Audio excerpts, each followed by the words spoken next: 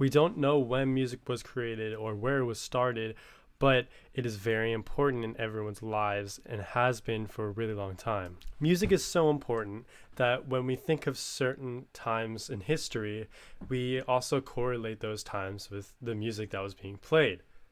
For example, when we think of the 1700s, we think of classical musicians like Mozart. Or when we think of the 1950s, we think of the start of rock and roll.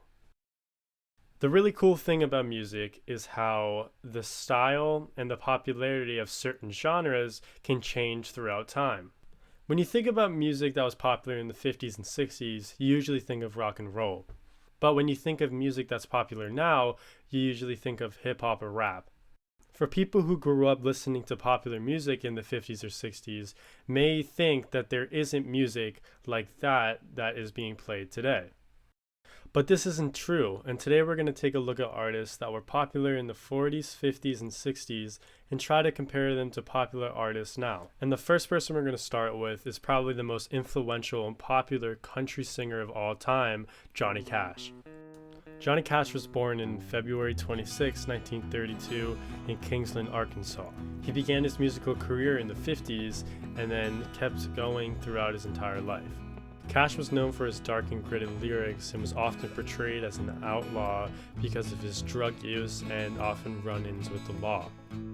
He is well known for his concerts at prisons, and his most well-known concert was at Folsom Prison. Cash basically created the outlaw country genre, and without him we wouldn't have country music like we have today.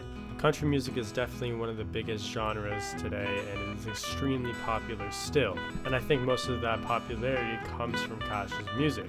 Most of country today, though, is generally more poppy and less gritty than his music. But we can still find artists that sound similar to him today and that are very popular. One artist that I think is a lot like Johnny Cash is the artist Dan Tyminski. Tyminski takes more of a bluegrass influence, but you can definitely hear Johnny Cash in him. Most of his songs are pretty dark and gritty, just like Cash. Another artist, if you want something more popular, is Blake Shelton. Shelton embraces more of the popular country music sound today, unlike Tyminski, but you can still see Johnny Cash's influence. So if you like Johnny Cash, you'll probably like Blake Shelton or Dan Tyminski. The next artist we're going to talk about is Miles Davis. Miles Davis is definitely one of the best and most influential jazz musicians of all time. He was essential to creating what we now know as jazz as a genre and helped create the subgenre cool jazz. Cool jazz is a subgenre categorized with down-tempo and relaxed feel.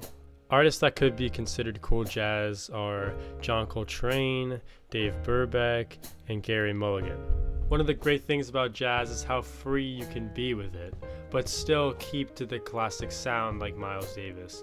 This makes it easy to find newer artists that kind of sound similar to Miles Davis and give the same sort of feel. One of the artists that I think is really good in the new jazz scene is Kamasi Washington.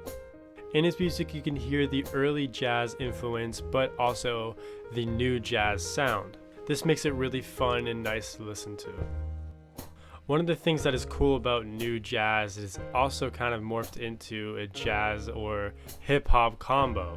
This can be seen with artists like Kiefer or Ashley Henry, who make jazz but also play a hip-hop beat over it. This makes for a really interesting listen, and it's really good. So if you're interested in old jazz or Miles Davis in general, you should definitely check out these new artists too. The next artist we're going to take a look at is the Carter family. The Carter family was a family that originated in Virginia in the 20s, and their genre was Americana or folk. The Carter family was extremely influential and would go on to shape the genre of folk. The characteristics in their songs were acoustic instruments and repeated chord progression. The chords and melodies that they used were very simple, and it made it easy for people to adopt that style of music. Even after the Carter family stopped making music, folk still stayed strong. With artists like Nick Drake or Bob Dylan in the 60s, folk was used as protest music. And artists like Simon and Garfunkel took folk and made it more emotional and melodically driven. And even today, folk is still around and big. We see artists like Taylor Swift use folk and make it have more of a poppy sound. We also see artists like Phoebe Bridgers who kind of take inspiration from Simon and Garfunkel and give it more of an emotional and poetic driven sound. So if you like old folk music like the Carter Family, then I think you'll definitely like some of the new folk that's coming out today. I think one of the coolest things that music has done throughout the years is made it easier for people to not only listen to music but also make music. With modern technology, now a 15-year-old in his room can make a better sounding song than somebody like Johnny Cash could in the 50s or 60s. Because of this, music is evolving very fast.